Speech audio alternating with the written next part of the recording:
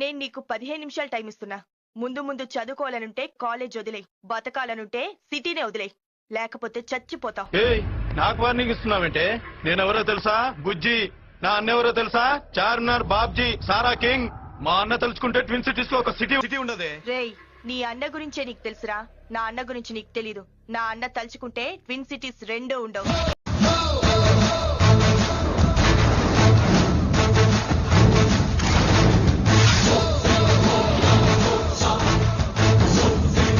నీ అన్న అంతపిస్తానా? ఇస్తానేరా.